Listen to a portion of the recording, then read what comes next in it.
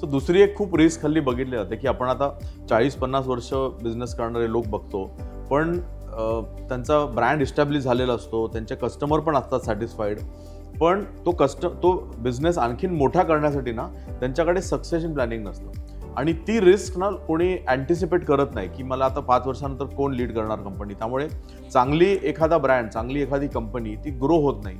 तर succession प्लॅनिंगची risk असते ना, त्याच्यासाठी आपण किती वर्ष आधी प्लॅनिंग करायला हवं, म्हणजे आपण ती रिस्क मिटिगेट करू शकतो. लिडरशिप रोल म्हणजे तुमची मुलं जेव्हा लहान असतात तेव्हापासून तुम्ही लिडरशिप रोल प्ले केला पाहिजे आणि एक अंदाज बांधला पाहिजे की माझी मुलं माझ्या बिझनेसमध्ये जुडणार की नाही. माझे एक खास मित्र आहेत, त्यांचं साम्राज्य आहे, 2 मुलं आहेत, दोघांना त्या बिझनेसमध्ये इंटरेस्ट नाही आहे. तर आता त्या बिझनेसचं काय होणार, तर प्रोफेशनल मॅनेजमेंट ठेवणं गरजेचं आहे. म्हणजे पेरेंटिंगवर हे फार निर्भर असतं. पेरेंटिंग करताना जर तुम्ही एक्झिस्टिंग बिझनेसच्या गुडविलचं व्हॅल्यू समजवू शकलात लोकांना तर चांगली गोष्ट आहे.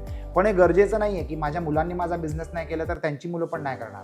म्हणजे असंही असू शकतं की सध्या तात्पुरता गॅप अरेंजमेंट म्हणून मी प्रोफेशनल मॅनेजमेंट आणू शकतो आणि त्याच्यानंतर जेव्हा त्यांची मुलं जेव्हा मोठी होतील, जर त्यांना त्या बिझनेसमध्ये इंटरेस्ट आला तर परत ती लेगसी कंटिन्यू करू शकतो.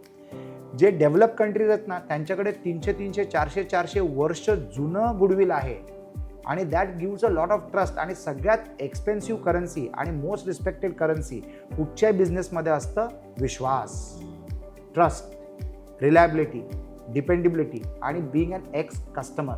असे अनेक बिझनेस आहेत जे पिढ्यानी एकमेकांचे कस्टमर राहिलेले आहेत किंवा सर्व्हिस प्रोव्हायडर राहिलेले आहेत किंवा तो कस्टमर त्याचे पंजोबा कस्टमर होते, मग आजोबा होते, मग बाबा होते आणि आज तोही आहे. असे अनेक ब्रँड्स आहेत ज्यांचे लेगसी कस्टमर्स आहेत. जसे लेगसी एंटरप्रेन्योर्स असतात तसे लेगसी कस्टमर्स पण असतात आणि ते अभिमानाने सांगतात की 100 वर्षापासून माझं कुटुंब यांचे कस्टमर आहेत. दागिनेवाले सहसा जे सोनार वगैरे असतात ना त्यांना कस्टमर 3री पिढी 4थी पिढी चालू असते कारण त्यांनी विश्वास जिंकलेला असतो.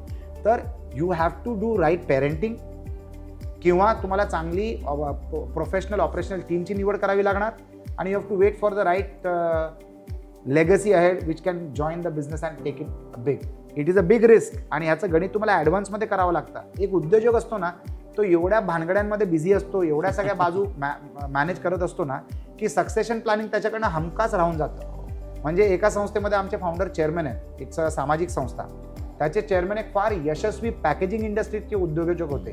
त्यांना 2च मुली आणि दोन्ही जावयांना इंटरेस्ट नाही, दोन्ही मुलींना इंटरेस्ट नाही. त्यांनी तो बिझनेस त्यांच्या कर्मचाऱ्यांना हँडओव्हर केलं. म्हणजे त्यांना रेग्युलर इन्कम आजही येते, परंतु ही वॉज डिसअपॉइंटेड की एवढा चांगला बसवलेला बिझनेस 45 वर्ष चालवलेला बिझनेस चालवण्यासाठी त्यांच्या मुलांनी इंटरेस्ट नाही घेतला. तर succession planning is also a business risk which should be calculated well. मी एकच म्हणतो, तुम्ही ॲसेट जे क्रिएट करता ना त्याची व्हॅल्यू तुम्ही एनकॅश करू शकता, पण गुडविल जे कमवता ना ज्याच्यामुळे व्हॅल्युएशन तुम्हाला चांगलं मिळतं, हे एनकॅश करण्यासाठी त्या ब्रँडला जिवंत राहणं महत्त्वाचं आहे. आणि त्या ब्रँडला जिवंत ठेवण्यासाठी सक्सेशन प्लॅनिंग करणं प्रत्येक उद्योजकाचं एक कर्तव्य आहे. It's a leadership role that he has to plan.